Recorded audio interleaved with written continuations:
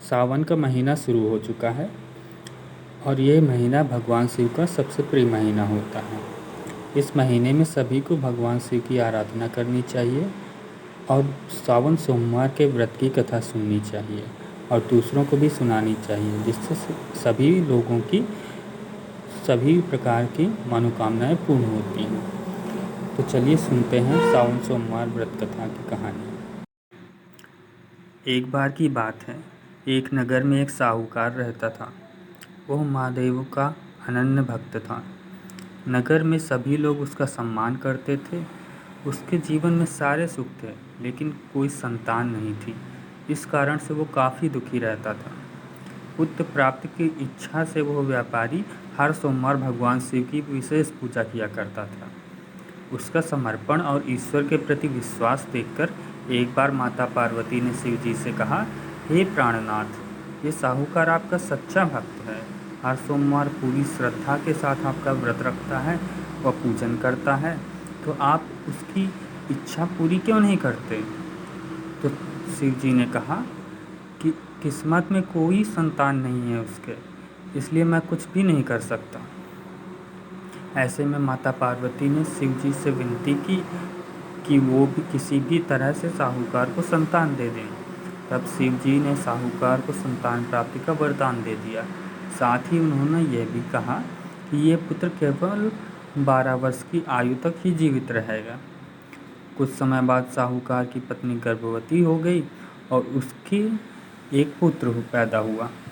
लेकिन साहूकार पुत्र होने के बाद भी बहुत खुश नहीं था, क्योंकि वो जानता था कि उसका पुत्र सिर्फ 12 साल तक ही जीवित रहेगा। लेकिन इसके बारे में उसने किसी को भी नहीं बताया। जब बालक की आयु 11 वर्ष हो गई तो साहूकार की पत्नी ने साहूकार से बालक का विवाह करने के लिए कहा, लेकिन साहूकार ने कहा कि वो अभी उसे पढ़ने के लिए काशी भेजेगा। इसके बाद साहूकार ने बालक को उसके मामा के साथ काशी भेज दिया।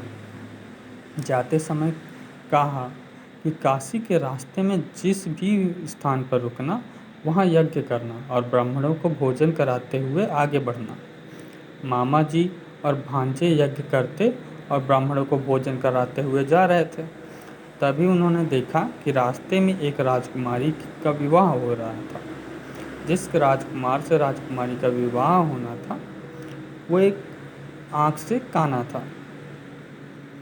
उसके पिता ने जब अति सुंदर साहूकार के बेटे को देखा तो उसके मन में आया कि क्यों न इससे ही घोड़ी पर बिठाकर शादी के सारे कार्य संपन्न करा लिए जाएं।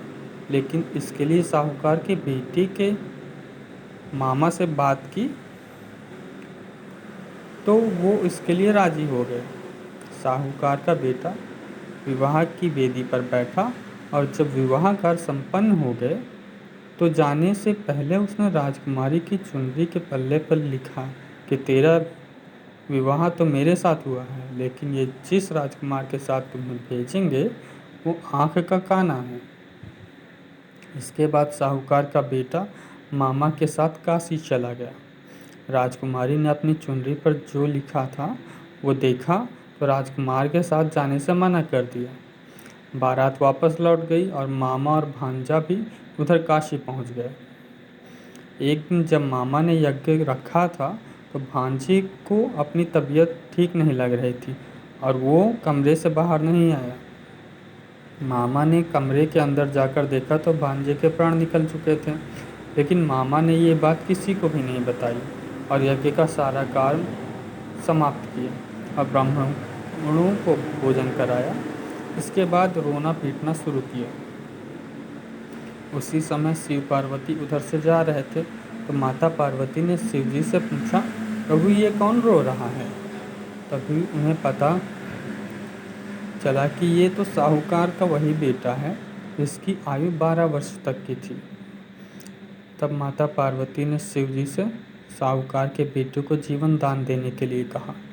महादेव ने कहा कि हे पार्वती, इसकी आयु इतनी ही थी, सो वो भोग चुका है।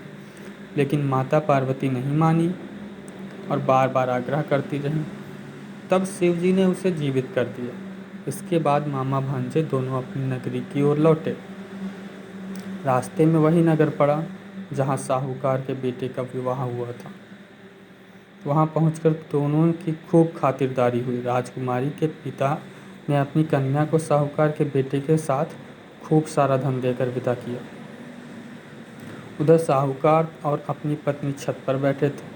उन्होंने सोचा था कि अगर उनका पुत्र वापस नहीं लौटा तो वो छत से कूदकर प्राण दे देंगे। तभी लड़के के मामा ने आकर साहूकार के बेटे और बहू के आने का समाचार सुनाया, लेकिन वे नहीं माने तो मामा ने शपथ पूर्वक कहा। इसके बाद साहूकार और उसकी पत्नी बेहद खुश हुए और दोनों ने अपने बेटे बहू का स्वागत किया और शिव जी को धन्यवाद दिया। इसके बाद रात में शिव जी साहूकार के स्वप्न में आए और कहा कि तुम्हारे पूजन से मैं प्रसन्न हुआ हूँ। आज के बाद जो भी सोमवार की इस कथा को पढ़ेगा उसकी मनोवांछित कामना जरूर पूरी होगी और सारे दुख उसके दूर हो जाएंगे।